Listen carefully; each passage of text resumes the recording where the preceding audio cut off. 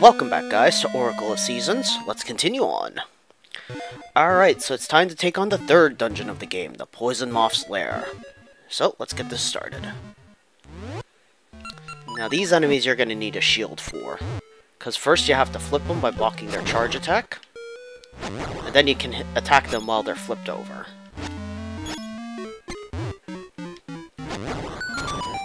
Alright, that takes care of them. If you don't have a shield, you have to either buy one from town or buy one from the business scrub south of the dungeon outside. Good defense is the best offense against spikes. He is right. He's talking about needing a shield again there. Doesn't look like we can do anything else in that room from that angle. Oh, these things, I remember them from Link's Awakening.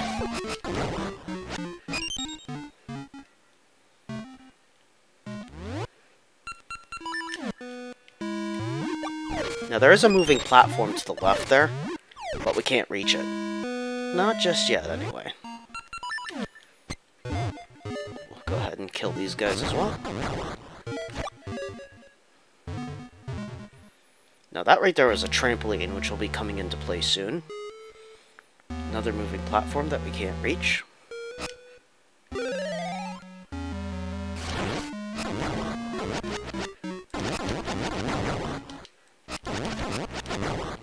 Go away, floor masters. These pots we're just gonna push out of the way. This one right here, we're gonna need to weigh down that pressure switch to the left. Because that's the only way to keep the door open. There we go. Now these little orange enemies are weird. They don't attack you normally unless they run into you, but they do copy all of your movements. So they're kind of weird like that. Now that thing there is actually called an anti-fairy. Those spark things that turn into fairies I don't think are anti-fairies, but I could be wrong. Alright, we don't want to go that way yet, I don't think. That was close. Ah, Pole's voices.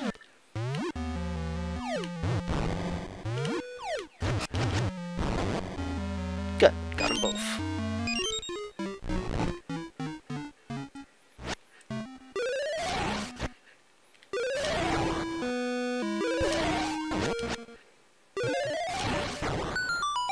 Now right away I can tell that this is a bombable spot. You can tell from the outlines on the floor. We got the dungeon map.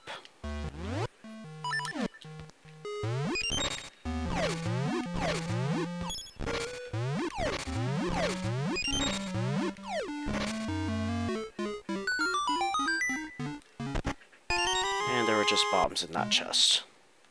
That's fair enough.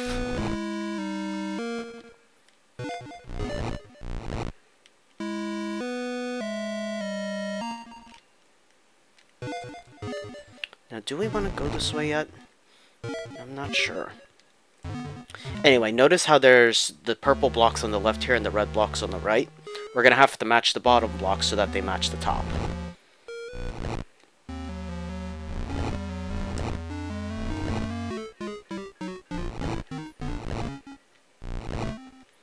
Right, then just this last block. And there we go. No, we definitely don't want to go that way just yet. Because I think that leads towards the end of the dungeon. And we're definitely not ready for that yet. Alright, so let's go ahead and go back down.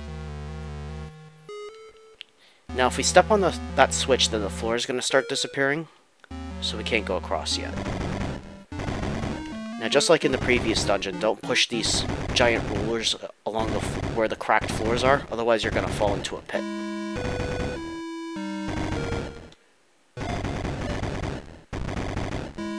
Like I almost did right there.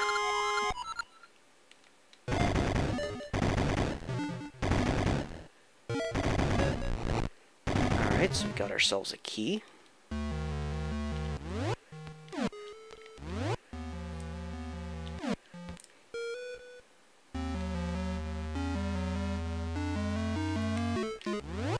Alright, I don't think there's anywhere else I can go on this floor at the moment.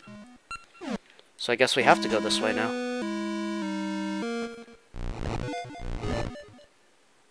We'll have to do this again. But that's okay.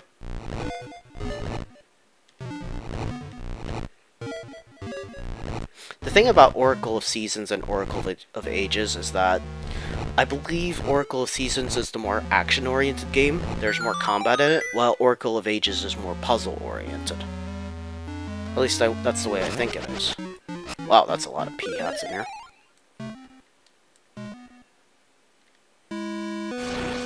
They're all out of my reach.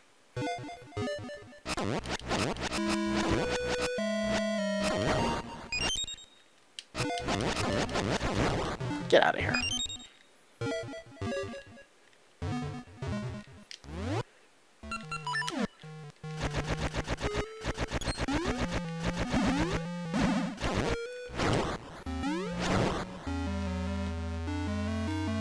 Alright, that's a dead end, so let's go north. Oh, there's more of those shield... I can't even... I don't know what they're called. But they're pretty much invincible.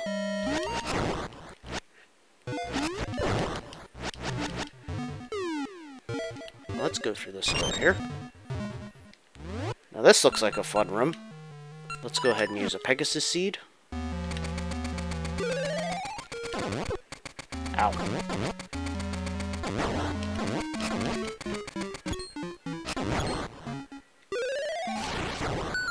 That got him. And ta-da! We now have Rock's Feather. You feel light as a feather. Now, anyone who's played the Game Boy Zeldas will definitely recognize that item. It's one of the most iconic Game Boy Zelda items, because it gives Link the ability to jump. Now that is cool. Let's go downstairs real quick. More P-hats, and there's some Tektites in here.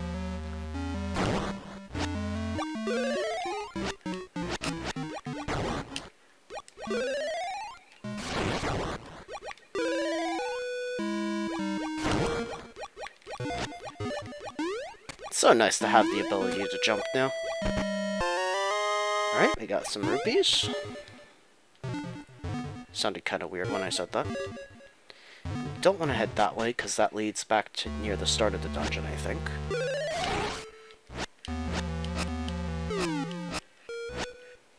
What we will do, though, is jump across that platform.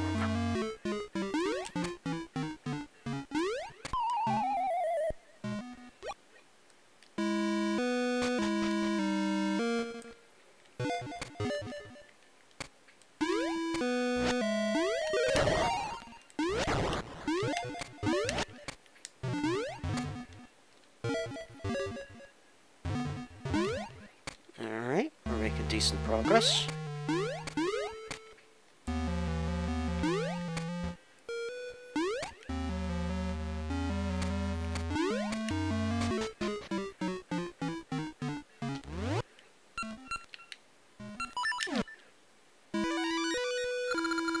Jumping up on will send you even higher. He's talking about the trampoline. Alley-oop. Alright, so that got us the compass, but that's not the most important thing there. We're now going to reposition the trampoline by moving it to the bottom right corner, where that other pink square is. That'll allow us to access the other part of that upper floor. Just like that. Ooh. We're gonna need both the Power Bracelet and Rock's Feather for this room, it looks like. Ow.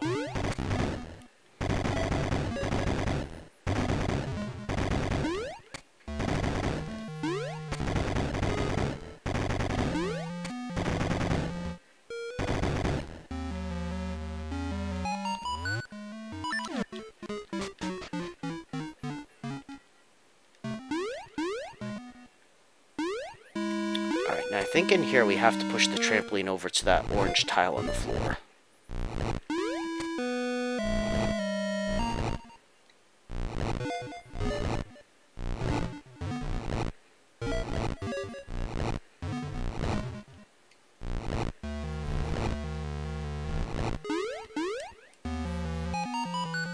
There we go. Another small key.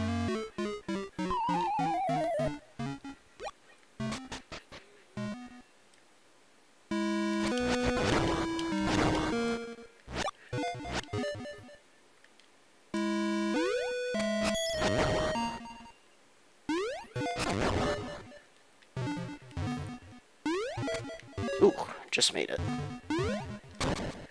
We'll use the swamp as a platform here. Thank you, sir.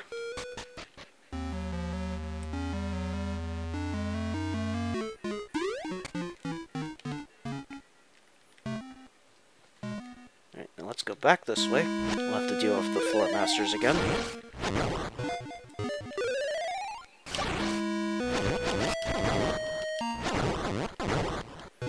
There we go.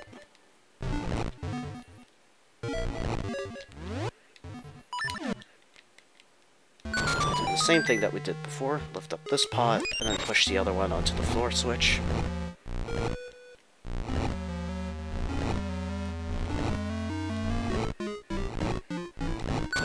There we go.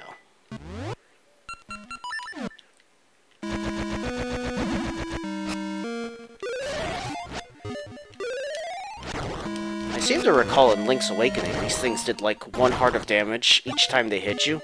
So they were like incredibly strong.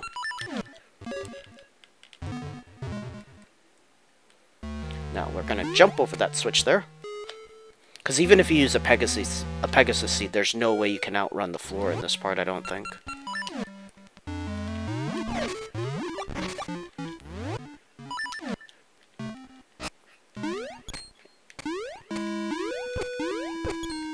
Ow.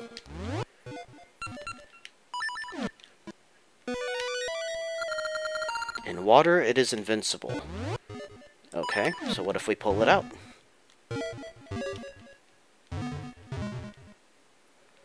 This treasure chest has a gacha seed.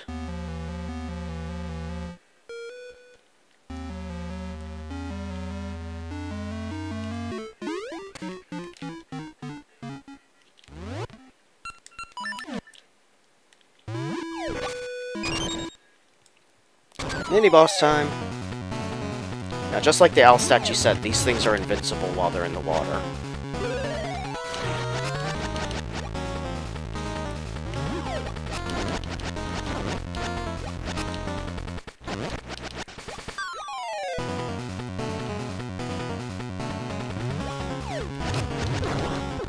Right, that's one down.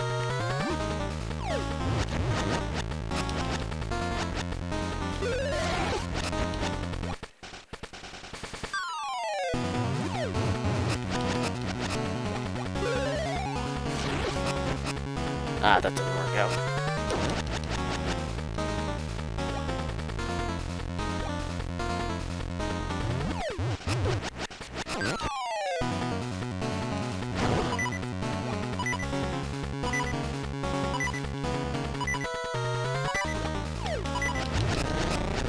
Alright, that got it.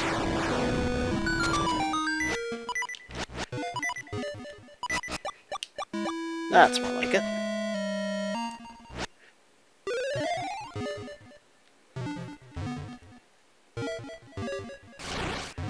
They're on the opposite side, I can't get to them.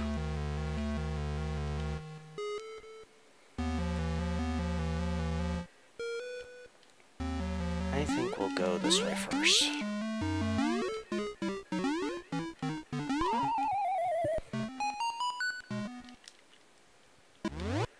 Oh my, that's a big sliding blade trap thing. But that got us the boss key.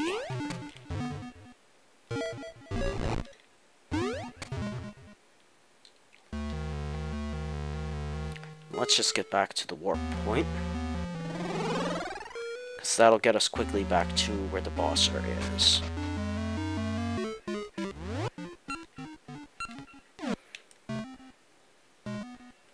It's neat how this dungeon is shaped like a moth, too.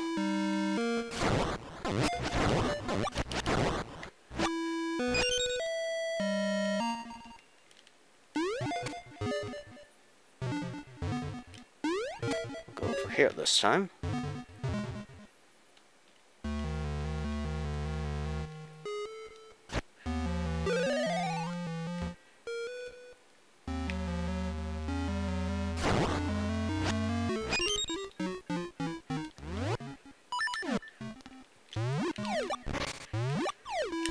Alright, it's boss time.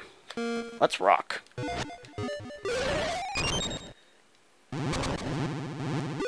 So say hello to Mothula.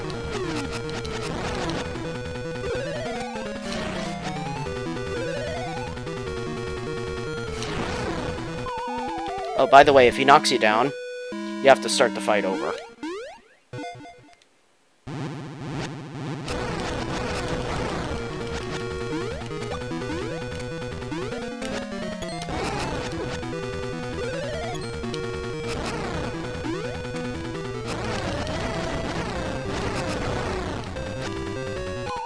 Oh, darn it. I messed up. Let's try that again.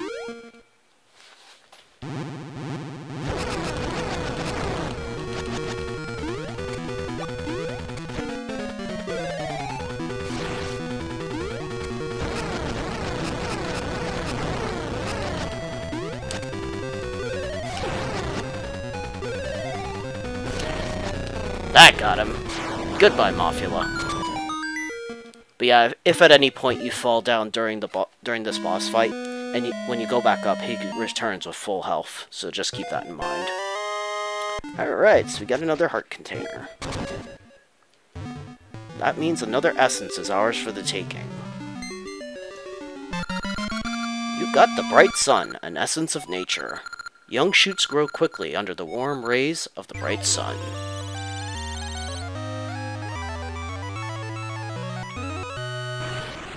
We out.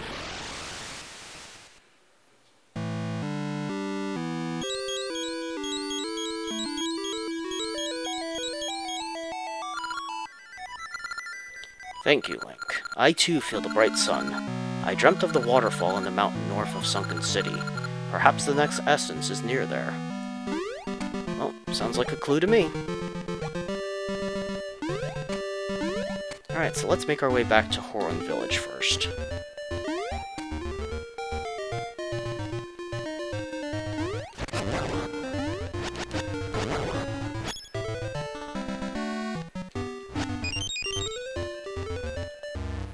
Oh, time for another encounter with Maple.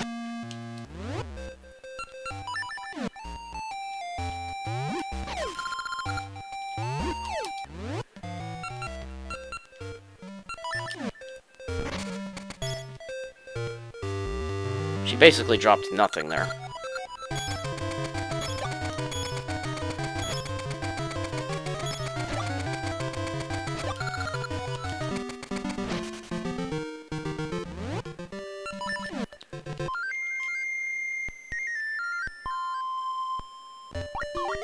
There you are, Ricky. Let's ride.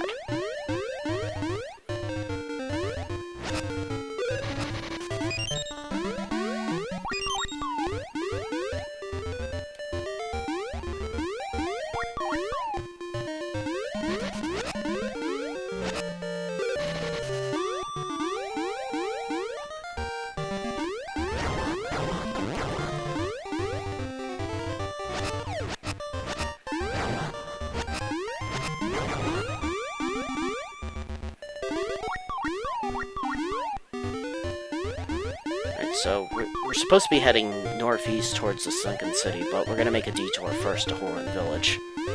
Mainly because I want to appraise rings, but I also need to pick up another heart piece that I forgot to get earlier in the game.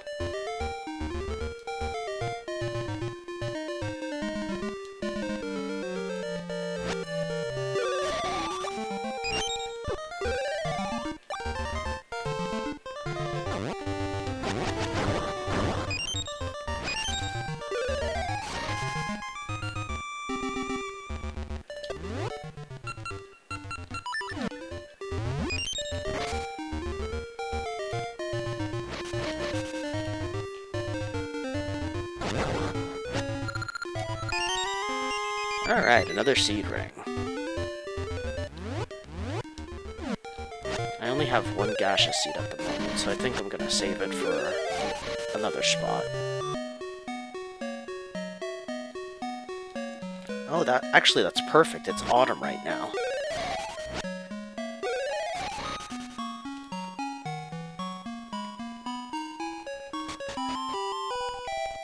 Nothing new at the shop.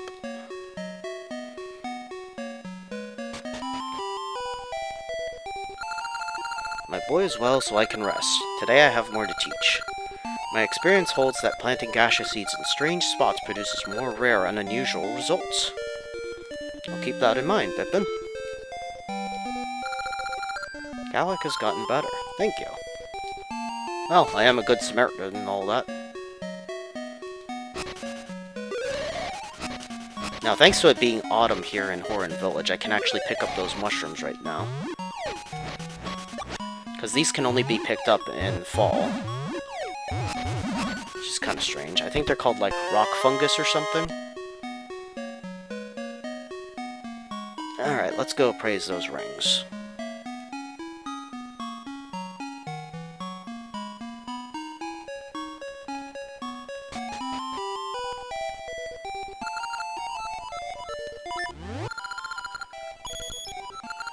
Blue Holy Ring. No damage from Zora's fire. Basically those projectiles from the Zoras that attack us every now and then. Call this the Blue Luck Ring. Half damage from beams. I already have that. The Cursed Ring. Why would you ever use that? I call this the Fist Ring. Punch when not equipped.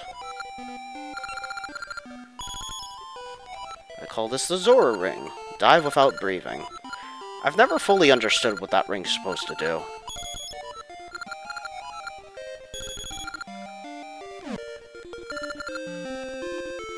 But yeah, that Cursed Ring, I guess it's just supposed to make the game harder. You do half damage and you take double damage. I don't know why you'd ever want to use it.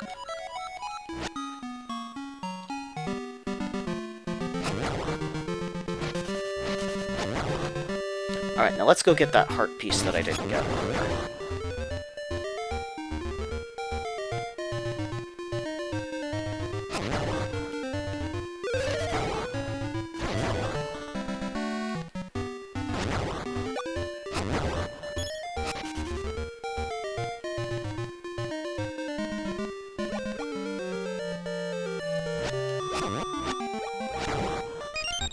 We're gonna go ahead and change the winter back, change the season back to winter.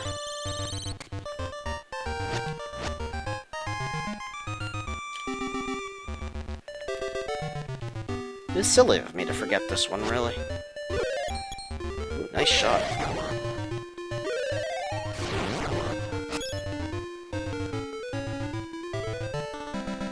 Now, a ring that would really be handy to get is Maple's ring, which actually increases the chances of running into Maple on the field. So that's the heart piece I got to get. So we now have 7 hearts, since we just made another full heart container. Alright, let's head back to Horon Village, and from there we'll make our way to the northeast, I believe.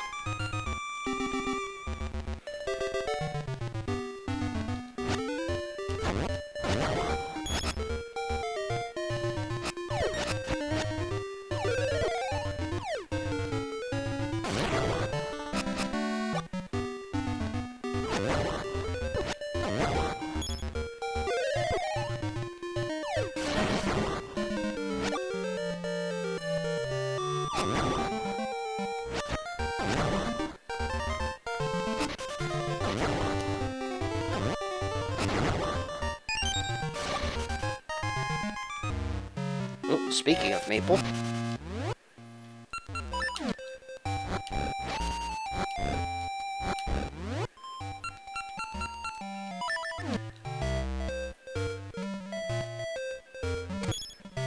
Oh, heart piece, that is mine.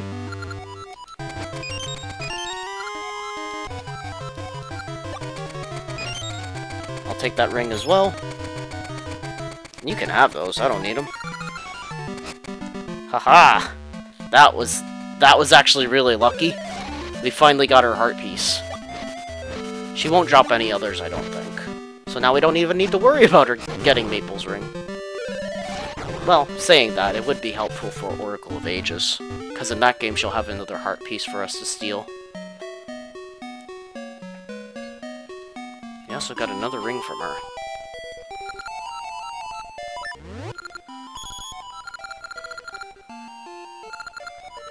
The heart ring level 2.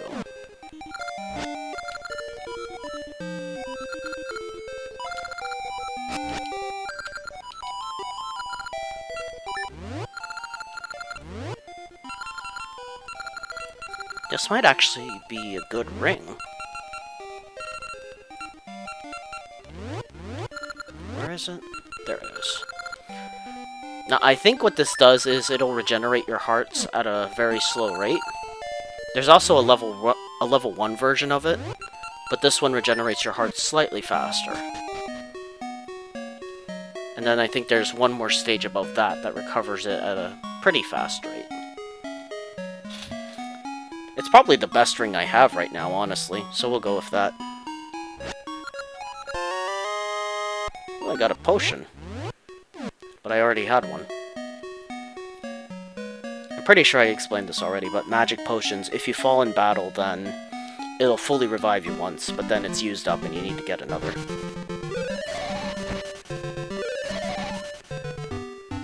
Alright, so we could plant that gaseous seed there, but I don't think so.